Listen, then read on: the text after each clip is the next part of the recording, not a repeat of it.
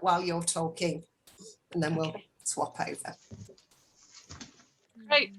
So morning, everyone. It is 10:30, so we will get started. My regular reminder to please make sure that you are muted unless you are one of the presenters, just so that we can make sure that the call is really clear for everyone listening in.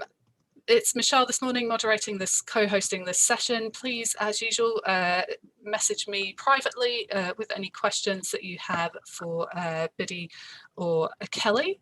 And yeah, live transcription is on, recording is going. I will hand straight over to Biddy and Kelly. Lovely, great, thanks very much and welcome everyone. So I'm Dr. Kelly Stockdale and presenting today with my colleague Dr. Biddy Castledon, and also on behalf of our colleague Rowan Sweeney, who's unable to join us here today. So we've been doing some research looking to diversify the reading lists at Northumbria University, and we have two projects. One is around using student focus groups to understand how students think about their reading lists, and the second is around using a student curator and working with the students to develop new content. In terms of the kind of talk that we're going to do today, we're going to give a kind of background. We'll talk a bit about how the kind of projects came about and how it fits with other work that we're doing. We'll talk through some of the key findings. The research itself is still ongoing, so we're going to, particularly around the student focus groups, we're going to present some of the sort of key overarching themes and give you some of the quotes that have come from the groups that we've had so far, and hopefully leave some space at the end to be able to discuss, because we'd really value your thoughts and your input around the work that we're doing. What's also interesting, and we'll talk through as part of the key findings, is thinking about this comparison, because we're looking at students who are computer and information science students with criminology, sociology, sort of social science students as well. So we're going to be looking at the differences between those student cohorts, and we'll also talk about some of the challenges in doing this research. It started in September 2020. It's ongoing now, so it's obviously been impacted, particularly around the COVID pandemic, which is obviously impacting all research in lots of different ways. Even more so, even today, I've just had my COVID vaccine 2 days ago. So depending on how my fever is going, which I'm actually going to do right now, I'd made this as a joke, but it's real life happening. I'll be turning off and on a portable heater, maybe opening a window. New challenges all the time as we just learn how to work with this as we go. So thanks very much for bearing with me. And also if I keep looking at what am I going to say, because who knows how to like, yeah, it's the first time I've spoken to so many people in such a long time, so we'll see how I manage with this one. But a little bit of background really to start. The work that we're doing with Northumbria University, Northumbria University is working towards the Race Equality Charter, which is a framework whereby institutions can work to identify and also to self-reflect on institutional and cultural barriers that are standing in the way of Black, Asian and minority ethnic staff and students. There's also some wider work that's been ongoing around, it's sort of under the title Decolonising Northumbria, and there are 5 strands to that work. There is decolonising research, decolonising the curriculum, decolonising the institution, about building a kind of anti-racist classroom, and also there's a student-facing strand. But I kind of wanted to talk a little bit to give you the context, because this work started before I joined Northumbria, and it was in large part thanks to the sort of fabulous academic liaison librarians that I was working with, who really helped to shape how I think about pedagogy, how I think about curriculum, and how I think about sort of information literacy really as a kind of early career academic. So at my previous institution, it was very much influenced by the work of Dr. Claire McCluskey-Dean and her work on information literacy, and particularly Claire worked kind of quite tirelessly, in all fairness to her, to develop these sort of community of practices where we were able to work together to be and learn from each other, thinking about pedagogy, thinking about information literacy, and around the way in which the curriculum was designed. At the time, so I'm a criminologist, and what was interesting for me was the university that we were working at, they're very much embedded within their culture and values. They were expressly committed to taking a stand against prejudice around inequality and to develop inclusive learning. But when I looked at our criminology programme, which was a brand new programme, the reading list was overwhelmingly white and male. You can look at the paper there to see our kind of, it's the sort of early findings there. It's an open access paper. But you know, when I explored the reading lists, what we saw was less than 30% female academics. It was only, and the female academics were only when the modules were around sort of gender and crime, or we had a specific module around sex work. And again, it was less than 6% sort of Black authors. And again, that was, they featured predominantly around the race and crime module. And what was important was the intersections between that, because I think there was only one Black female academic in that first reading list that had been submitted for review. So we developed the intersectionality matrix, and that sort of forms the basis of the research around the student focus groups that we're going to talk through today. And I'll sort of show you the matrix and talk through it as we get to the findings slides. So in terms of, I forgot to sort of say there because I kind of moved on from that, but actually part of the background for that is then when I moved to Northumbria University and I was the programme leader for criminology, the first thing that I did was kind of contact the library to see how we could work together. And you know, how we could kind of support each other and what we could do around the criminology curriculum. And that's where I got to meet Biddy, who was the head of library learning and research. She was there on secondment, and she was about to move back to a substantive post as senior lecturer in computer and information science, and particularly her work is around sort of library management. So as part of that, then we looked to particularly think about the kind of differences between the STEM students and the social science students. I kind of was quite interested, if we are teaching social science students and we kind of ideally are aiming to kind of teach our students to think critically and to engage in ideas around race and gender,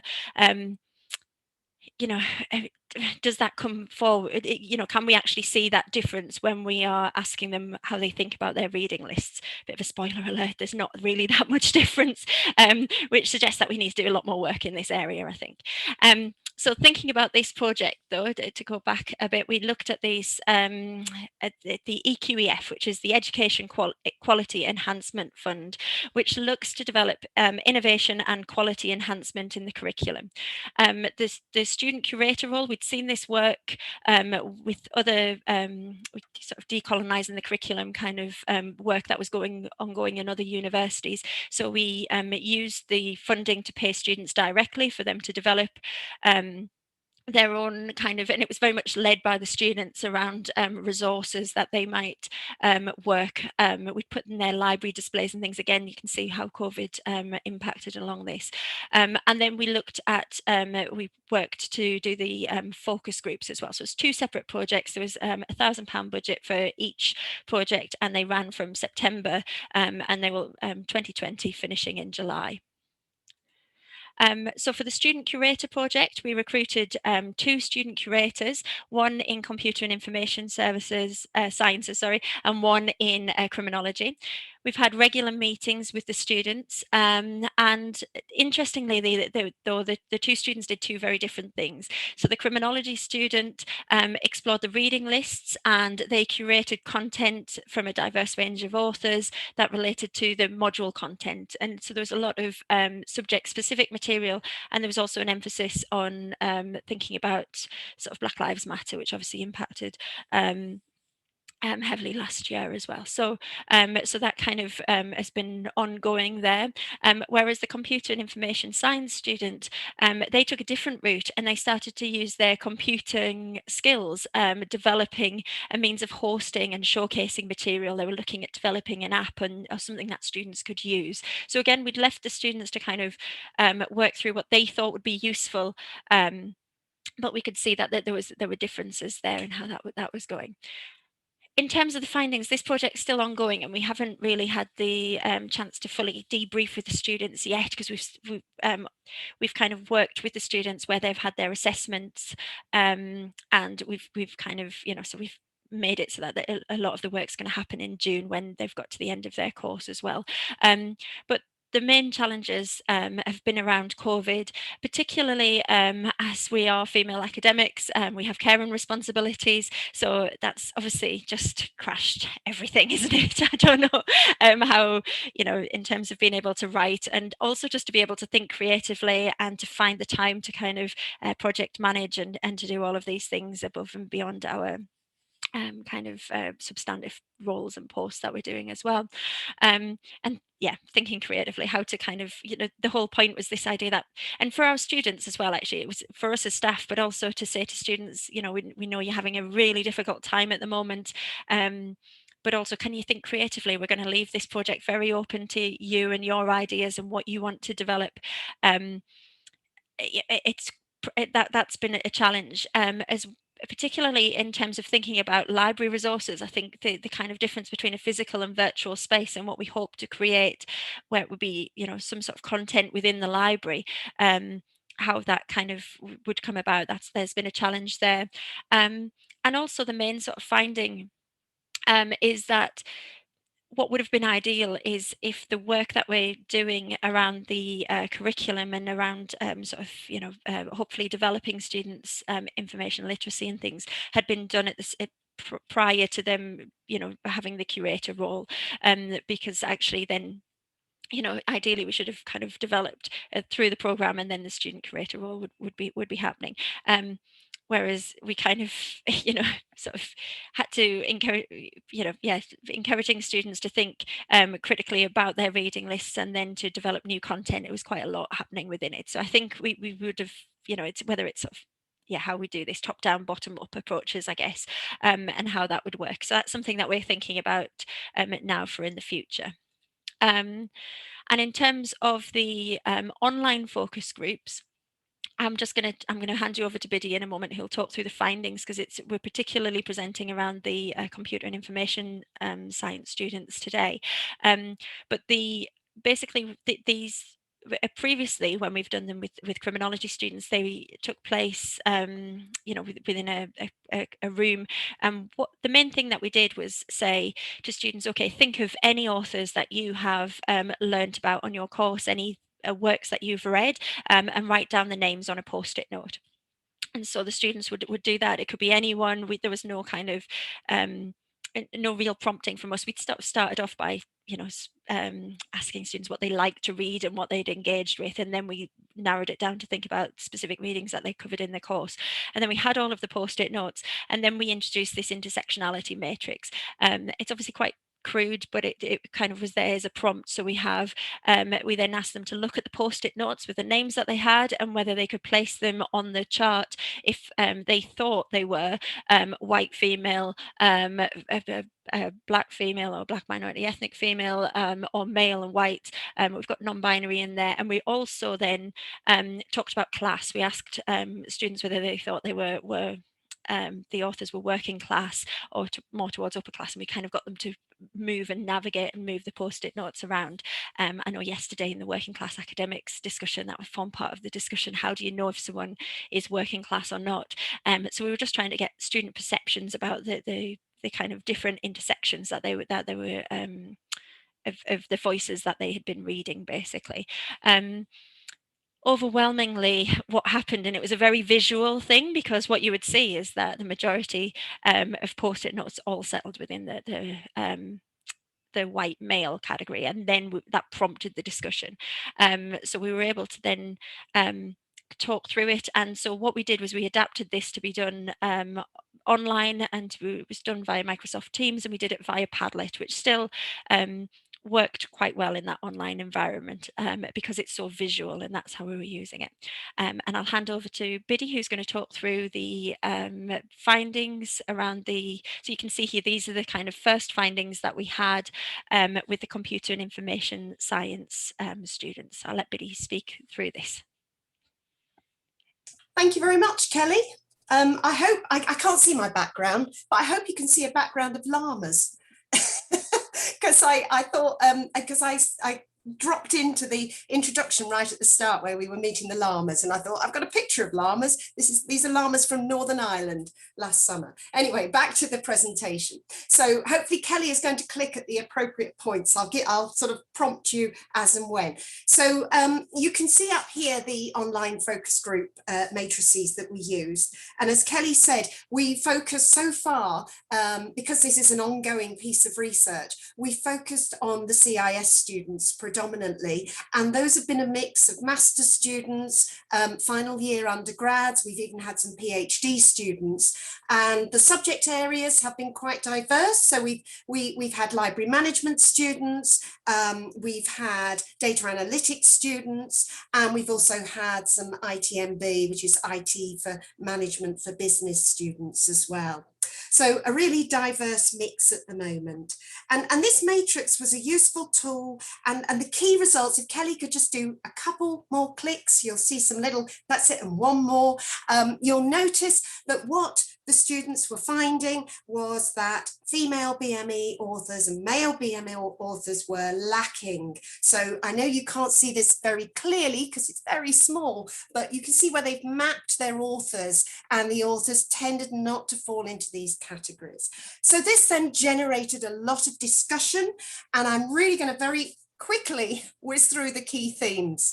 So some of the initial themes, well, when asked about the sources and the authors that they did or didn't enjoy reading as a part of their course, they tended to focus on, interestingly, aspects to do with the way that the text was written.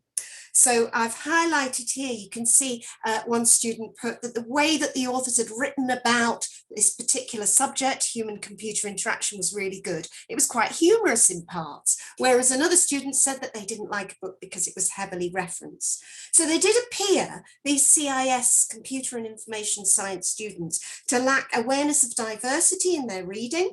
It didn't seem to be on their radar. And they tended to accept what they were given by their lecturer, which is an important point.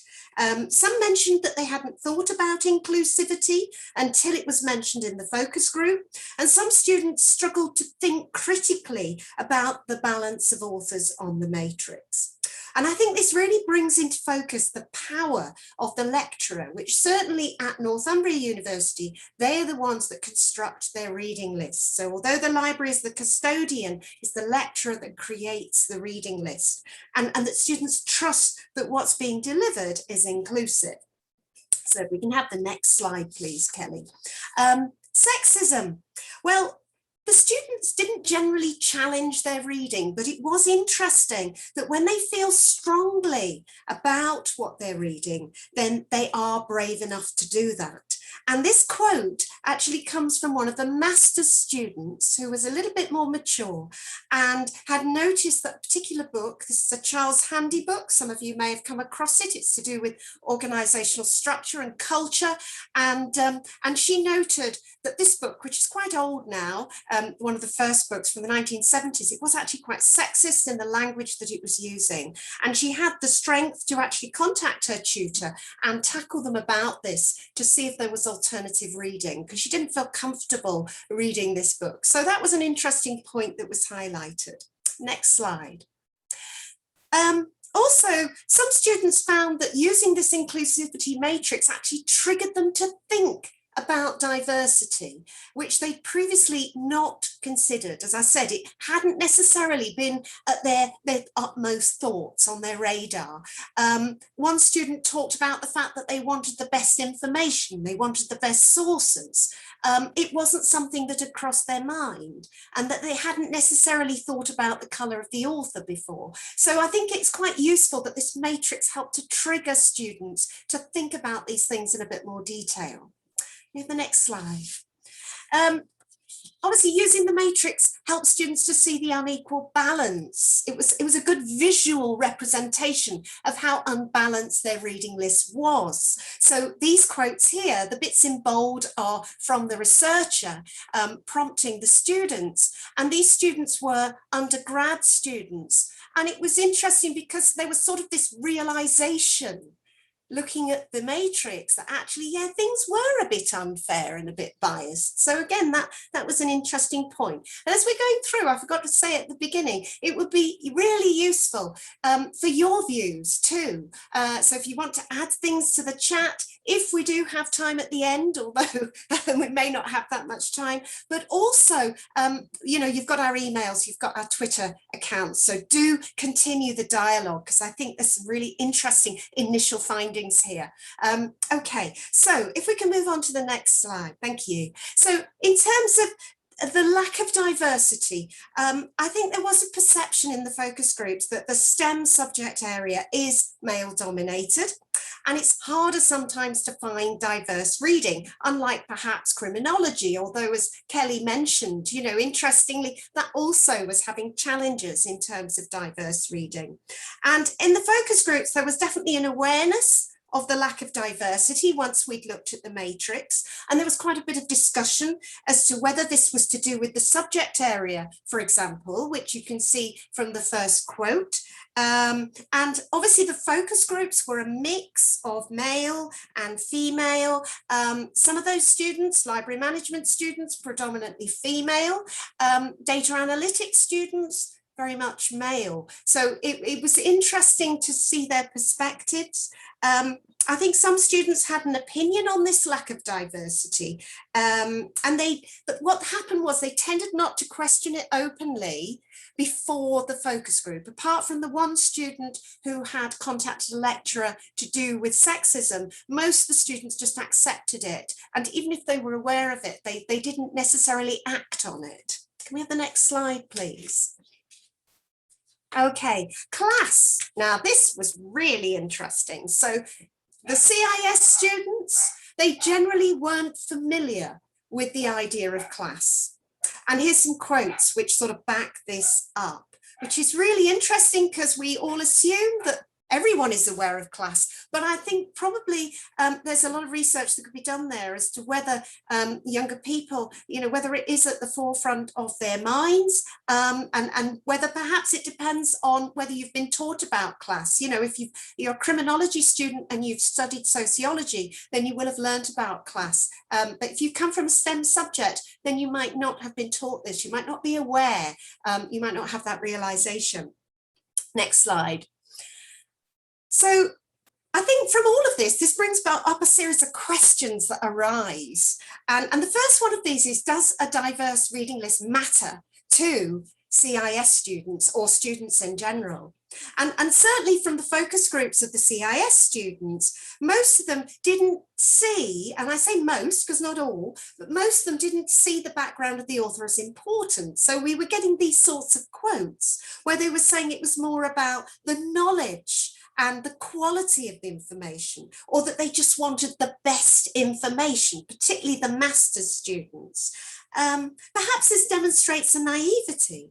Perhaps it demonstrates a lack of understanding of the bigger picture, or perhaps it demonstrates that it's just not on their radar at the forefront of what they're thinking about. Next slide, please. So I said some but not all, because some students did have mixed views. And you see from these quotes here, they thought it was important that discussion was representative of all voices, and that it was important to be inclusive of all voices, okay? And they acknowledged that diverse viewpoints allowed for a broader picture of the subject area and would therefore appeal to a wider range of readers, which is interesting because many of our CIS students are distance learners, and some are international students. So actually we do need that inclusivity to our reading. Can you have the next slide? So if we look at these CIS focus groups, the majority of the students did think that it was important to think about diversity following this matrix activity. Some were more confident than others, as to whether it would change their approach in the future. Particularly, it had raised their awareness. They felt that they should do more about this, but they also acknowledged that having the time or inclination to look for more diverse reading would be possibly a challenge. Some of them were almost apologetic. And perhaps this is why lecturers have a real responsibility here to diversify their reading lists, and also libraries as custodians of reading lists need to also ensure that as lecturers are being supported in constructing really diverse reading lists for our students. Have the next slide. So certainly, I think for some students, not only did this matrix and these focus groups raise their consciousness, but it also helped to consider them to change their behaviour. So here we have a couple of quotes that perhaps point to that. And they also talked about possible ways forward. They talked about, could we have an inclusivity score for reading lists? And also, could we have student-led suggestions to enrich our reading lists? And allow students to look for their own references, but obviously they need the right information literacy skills if we're going to get them to do that. Okay, next slide. We are going to run out of time, aren't we? So STEM versus social science. We haven't really had a full opportunity to do this, but what we did was we've compared what we've done with CIS with the previous research that Kelly and Rowan did. And we've come up with a number of brief conclusions that the matrix has been a really useful tool for both our groups. And STEM does perceive, STEM students do perceive their subject as primarily male when it comes to a lot of the authors. But interestingly, social science students were also acknowledging that perhaps there were more male authors being used than female authors, and a lack of diversity generally in the types of authors that are being used. CIS students felt the subject and the quality of writing was more important, and all students believed that for some topics, it wasn't necessarily possible for a diverse range of voices. So very quickly moving on, challenges. Well, Kelly's discussed these a bit. I think just to acknowledge, COVID has been a real challenge in all sorts of ways, which you can see on the slide. But also, it's interesting, a computing lecturer got back to me when I'd sent out this call for participation, and he acknowledged that actually often STEM students, particularly computing students, don't always read that much theory. So that caused a bit of a challenge as well. Kelly, do you want to finish off with the last couple of slides? Thanks, Biddy. Yep, I think just our kind of concluding thoughts of where next. We do have publications that are forthcoming whenever we get a chance to just, if I just get 2 days just to finish writing them and submit. We've worked with, again, we've got work there that we did with Claire McCluskey-Dean, and then also with other students talking about their experiences, reflecting on the criminology curriculum, and the work that myself and Biddy are doing as well. We're hoping to write up so that hopefully will be of use to people. But I'd be more keen to open it up if we've got time. We've got kind of 3 minutes for questions and things, if anyone has any, if that's okay. I've got the time as 10:59, so sorry. Oh dear. Unfortunately, we are not going to have time for questions, but do you have a final slide with your contact details on it? There we go. Perfect, thank you so much. So yeah, if people would like to get in touch and ask questions of Biddy and Kelly, their details are on the screen, including their Twitter handles, whatever they're called. Yeah, thank you so much to both of you. That was really informative. Lots of great comments in the chat. I will make sure to save the chat file, and I can share that with you if you'd like to be able to see the kind of questions and comments that people have been making. But yeah, thank you so much to Kelly and Biddy today, and hopefully everyone can join me in thanking you. Great, thank you very much. Thank you very much. Thank you. And now we've finished perfectly on time, so thank you so much, everyone. Our second keynote starts at 11:15, so we will hopefully see you over in the keynote room.